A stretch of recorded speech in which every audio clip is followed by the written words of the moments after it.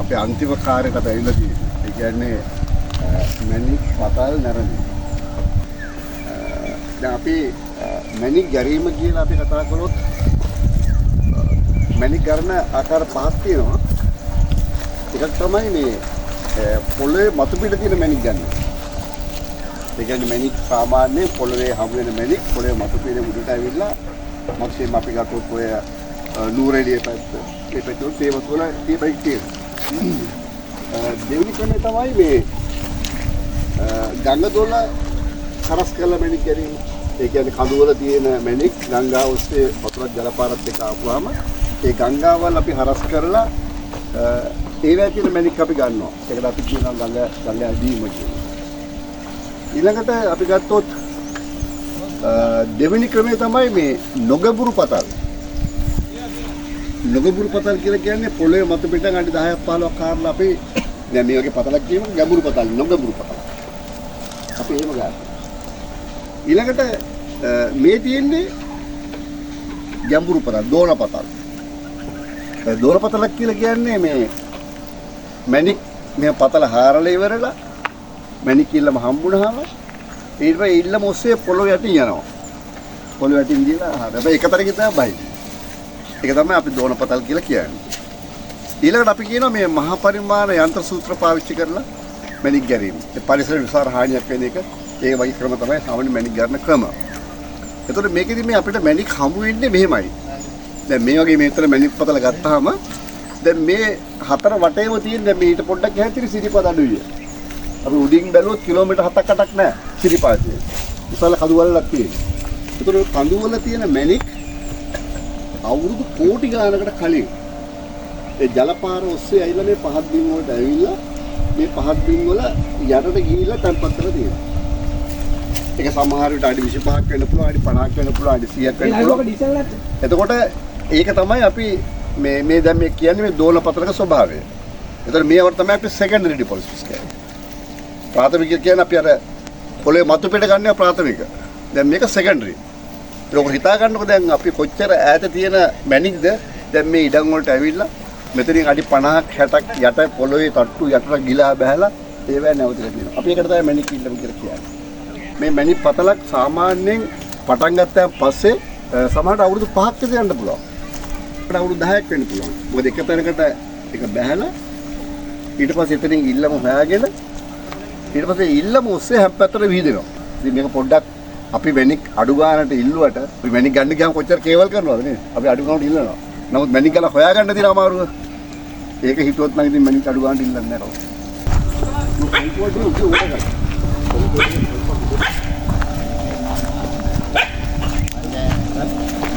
ඉමිකාරු. හරි. අපි උට කතා කරමු පොඩ්ඩක් ඉන්නකෝ. හරි. රයිට්. දැන් අපි මේ ඉන්නේ මේ අපි එකක් චුට්ටක් කතා කරමු. මේ මගේ මිත්‍රෙක් අපි මෙයාට කියන්නේ පොඩි කියලා. ඒක ඇත්තනම කුලතිලකනේ. කුලතිලක. ඒ මෙතුමාලා මේ පතේ අයිතිකම්. මේ දැන් මේ පතලක් සාමාන්‍යයෙන් කරගෙන යන එක ලේසි දෙයක් නෙවෙයි. දැන් පතේ කී දෙනෙක් වැඩ කරනවද? නිකන් අහන්න කී දෙනෙක් වැඩ කරනවද? 8 දෙනෙක්. පතලේ 8 දෙනෙක් වැඩ කරනවා. ඊළඟට මෙතන මේ උඩ තියෙන මොකද වාඩිය. ඒ වාඩිය කියලා කියන්නේ වාඩිය තමයි කෑම හදන්නේ. මේ වැඩ කරන අයට කෑම හදන්නේ වාඩියේ. රැයට මුර. රැයට මුර කරනවා. ඒක වාඩිය. ඒ වාඩි කෑම රසයි ඈ. වාඩියෝදී කෑම මොනවාද මොනවද කෑම වාඩියෝදී? පරිප්පු. කරවල. පොල් සම්බෝල. ආයෙත් රස කෑම අපි වෙලාවකදී අපිට වෙලාව කෑම හදමුද අපි වෙලාව. මේකට සූදානම්. හරි සූදානම්. එතකොට මට චුට්ටක් කියන්නකෝ දැන් මේ පතලේ මේ දැනට 8 දෙනෙක් වැඩ කරනවා. දැන් මේ මොහොතේ ඒගොල්ලෝ කොහෙද ඉන්නේ? දැන් පතලේ දෝනාවේ වැඩ. දෝනාව කියලා කියන්නේ මෙතනින් ඔතනින් බහලා දෝනාවද කොහෙද? දැන් මේ අද තමයි අලුත් දෝනාව පිරුනේ. ඔව්. දැන් මේ මුලම තමයි තියෙන්නේ. ඉස්සල කලින් කොහෙද ගියාද? මේ ඔන්න හරි. ආරයි. මුලින් අර කුඹුරු පැත්තට ගිහලා තියෙනවා. ඔව්. ඒ පැත්තට ගියා මෙහාට ගිහලා. ඔව්. ඒක දැන් බලන්න දැන් මෙතන කොච්චරක් තට්ටු ගහලා තියෙනවද? තට්ටු මාත්‍ය මේක දැන් තට්ටු 22ක් ගහුවා. 22ක්. තට්ටුවක තියෙන ප්‍රමාණය අඩි එකමාර තමයි තට්ටුවක තියෙන ප්‍රමාණය. එතකොට තට්ටු 22ක් තියෙනවා. ඒතර 22ක් තියෙනවා කියන්නේ අඩි 35ක් විතර ගිහිල්ලා තියෙනවා. ස්වයි කියලා. දැන් යට ඊළඟ අරන් ඉවරයි. දැන් උඩින් තමයි දැන් අද දෝන පිළිවෙල. ඒ කියන්නේ පරණ දෝනාව ඉවරලා මෙන්න දෝනාව පුරලා දෙනවා. උඩින් පුරලා උඩ ඊළඟ තමයි දැන් ගන්න. එතකොට දැන් මේක චුට්ටක් අපි බලමු දැන් මේක අර දබරේකුත් තියෙනවා දබරේ අතුන ඕක ඇතුළට දැන් අපි වැඩ කරනකොට ඕක ඇතුලේ ජලය වතුර අස් කරන්න වෙන මෝටරයක් තියෙනවා. ඊට පස්සේ ඇතුළේට වාතාශ්‍රය දෙන්න හුලං දෙන්න තවත් මැෂින් එකක් තියෙනවා.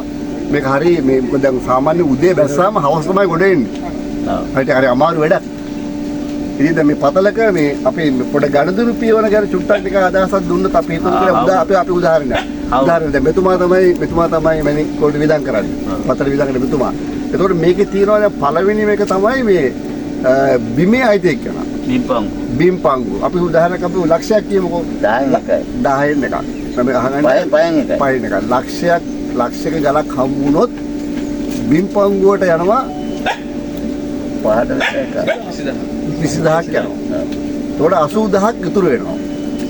ඒකවල ඉතුරු 80000 කොහොමද වෙන්නේ? ඊළඟට යනවා මේ ලයිසන් එක. 10 එක. 80000න් 8000ක් යනවා ලයිසන් එකට. ලයිසන් එකක් ගන්න දෙපේ. එතකොට 8000ක් ගියාම 72000ක් ඉතුරුයි. ඒ ඊළඟට යනවා මැෂින් එකට. මැෂින් එකට තවුලක් යනවා. නෑ 10 එකක් යනවා. එතකොට 72000න් 7200කට පොඩි වැඩකට 7200. එතකොට කීයක් ඉතුරුනොත්? 65යි. ගණන් පාස්. හරි. ඊට පස්සේ තමයි හවුල් වලට බෙදෙනවා. හවුල් 8ට බෙදෙනවා. 8 දිනක් වැඩ කරනවා. හවුල් 8ට බෙදෙනවා. වියදම් කරන ඒ හවුලකට වියදම් කරන එක්කෙනාට එහෙම තමයි හවුල් 8ට බෙදලා ඒකෙන් භාගයක් තමයි ඊළඟට. දැන් මෙතුමා කියන්නේ 8 දිනක් වැඩ කරනකොට ඒ 8 දෙනාගේ හවුල් 8ක් තියෙනවනේ. ඒ අපිට පුළුවන් ඕනනම් ඒ හවුලකට අපිට වැඩ ගන්න. සතියකට වියදම දෙන්න පුළුවන්. ඒ වියදම දුන්නාම හවුලේ මැණික් වලින් භාගයක් අපිට හම්බ වෙනවා. දැන් හවුලට අපි කියමු 10000ක් තිබුණා කියලා 5000ක් දෙනවා වැඩ කරන එකට 5000. ඒක සාමාන්‍යයෙන් ලක්ෂයක මැණික් ගලක් හම්බුනොත් ඒ වගේ තමයි. ලක්ෂයක මැණික් ගලක් හම්බුනොත් වැඩ කරන පුද්ගලයාට හම්බ වෙන්නේ රුපියල් 4000ක 5000ක මුදලක් තමයි හම්බ වෙන්නේ. දැන් ඔකට බෙදියන ක්‍රමය දන්නවනේ.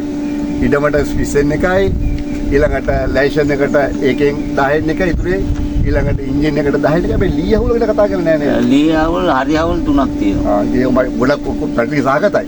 කොහොම වුණත් වැඩ කරන අයට නම් ඉතා සුළු මුදලක් තමයි හම්බ වෙන්නේ. ඉතින් නමුත් වෙන කරන්න දෙන්නේ නැති මෙතුමාලා වල විදන් කරන්නේ. හරි?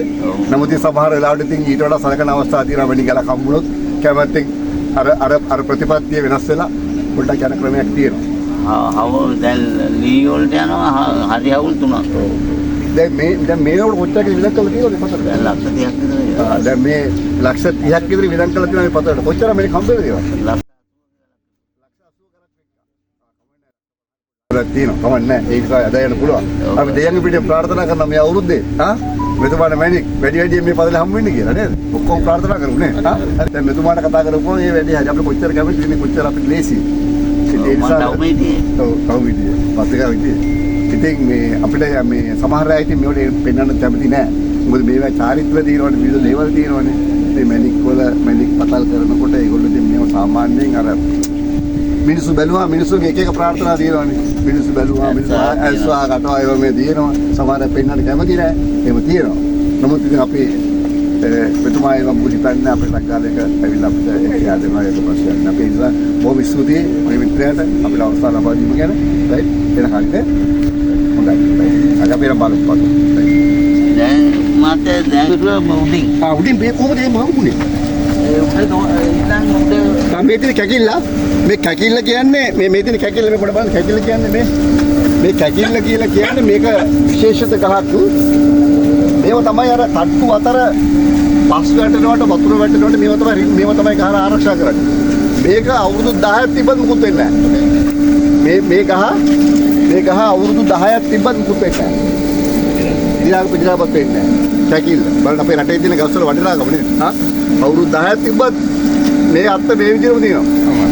මේ විදිහම තියෙනවා. මේ විදිහම තියෙන කැකිල්ල මේකට කියන්නේ. දැන් බලන්න මේ තියෙන්නේ පොඩක් චුට්ටක් ඉන්න. පොඩ මෙහාට එන්න. දැන් අර මේ පොඩ කරකොල කරන දබරේ කියන්නේ දබරේ. පොඩ කයි වෙන්නේ. දබරේ. පොඩ කරකොල කරන වැඩ කරන කෙනෙක් කවුද වැඩ කරන්නේ? ඕල්ට දබරේ කරපාන. ওই දබරෙන් තමයි පතල ඇතුළට සීලුම් ගන්නේ ඒ ඔක්කොම මොකද ඩබරි කියන්නේ ඩබරි ඩබරි හරි අර පැත්තේ වතුර ඉහළ ඉන්නේ අපි මේ අතුලට කතා කරන්නේ කොහොමද පොඩ්ඩක් මේ අතුලට අතුල අපිට පේන්නේ නැහැ වැඩ කරන්නේ අපිට කතා කරන්න තියෙන කොහොමද කතා කරන්නේ බටේ කතා ගන්න. මේ බටේ කොට බටේ අද මේ ගොඩේ නැත්තම් මේ බටේ හොස් එකක් තියෙනවා මෙතන හොස් එකක් තියෙනවා හොස් එක යට පොඩේ තියෙනවා ඒක මේක කතා කරන්න පුළුවන් ඒ අවශ්‍ය දේවල් කතා කරන්න පොඩ්ඩක් සම්බන්ධතාවය හිතනවා කරන්න දැන් ඉතින් පරසෙන් බලන්න තියෙන හරි පොඩ්ඩක් මෙතන මේ ලං වෙන්න මම වැඩිය අපි පොඩ්ඩක් පෙන්නන්න දැන් මේ දවස්වල වැඩ කරන්නේ මේ මොනිකා වගේද? කරන්ට් මොකද? කරන්න පොඩ්ඩක් ගන්න මේක මේ පතල් බාස්රුම් යාත්‍රා හරි වැඩක් නේ දක්ෂ වෙන්න ළමයට ගහන්න වෙදී ළමයට දිනු නීය මම ළමයට දිනක මේ උඩ තියෙන සෙට් එක යට සෙට් එකට ඉන්නවා දැන් මේකෙන් හරහට දෙන්නේ. ඔව් මෙහෙට දෝන පොළු පහක් දාලා තියෙනවා පහ මෙහෙට ආයි හරවලා තියෙනවා. ආයි හරවලක් තියෙනවා. ආ හරවලා. සාමාන්‍ය අඩියක් විතර යනවා. යනවා ඒ පිල්ලන් දිනනවා යනවා. දැන් අද පටන් ගත්ත විචාරිතර පල්ලෙන්ද? අද මේ අර දාන දෙන්නේ වහල මූණ ලයිට් දාලා තියෙනවා පේනවා. හා හා. එතනින්මයි ළඟින්ම හරවලා තියෙන්නේ මෙහෙට. හරවලා තියෙනවා. මෙහෙට ඉල්ලම් පඩියක් තියෙන පැත්ත ගන්න. හා හා. ඒකෙන් සාමාන්‍යයෙන් ගිය පාර ගිය විදිහට වෙන කොච්චර දුරට ගිහලා තියෙනවද? මොලේ නම් මේ වටේ අර කට්ටි ඉන්නේ. ඔව්. එහෙත් ගිහලා තියෙන වටේම. දැන් බලන්න එතන ගිහලා තියෙනවා. ඉල්ලම ඇයිලා ඒ ඉල්ලමේ පස්සේ හැටි බලන්න දැන් මේක තමයි හොදලා ගන්නෙ මේක තමයි කරලා ගන්නෙ දැන් මේක අපේ ඉල්ලම කියන එක අපිට අඳුරා ගන්න පුළුවන් ක්‍රමයක් තමයි මේ අපි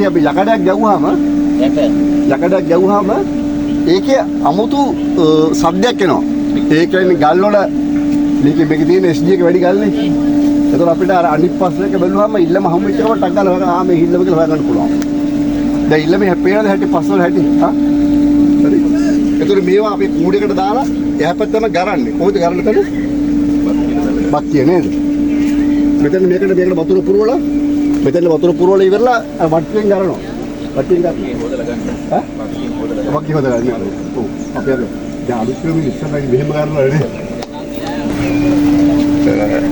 අර එහා පැත්තේ වලක් තියෙනවනේ එහා පැත්තේ වලක් තියෙනවා ඒකට වතුර පුරවනවා වතුර පුරලා ගලන කූඩේ තියෙනවනේ ඒකට මේව දාලා හොල්ලනවා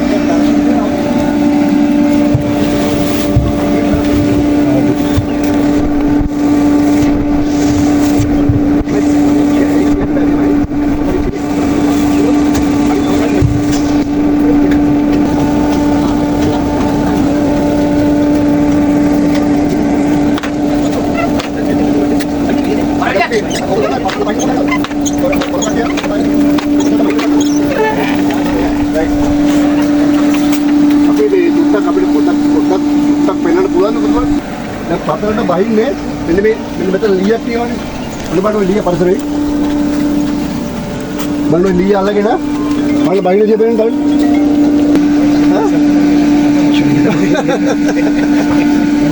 ඉතින් කරන්නේ මේක වෙන ඉතින් ඒක සම්ප්‍රදායම තමයි ඉතින් ඕන්නේ අඩි මේක එන්නේ අඩි 100 බහිනවා ඔගේ අඩි 100 බහිනවා මේ යම්මර බහලා තියෙන්නේ යම්මර බහලා මේ දවස් ටික අර වතුර තරගෙන ඉන්න දැන් උඩින් කපනවා මේකට අපි කොහොමද කෙන්ද පෙන්නලා ෂෙරේ වතුර පාරක් කැපෙනවා යට අවසන් නැහැ මේ ලොම් මැෂින් එකයි දුවන්නේ ඒක අංගල අතර එක දෙකට දුවන අංගල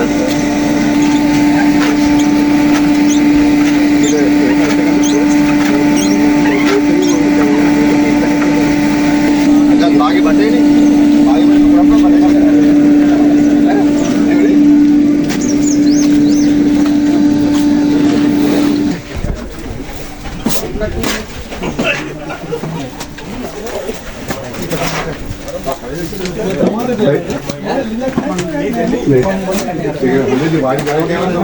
बॉल पर हाथ बरन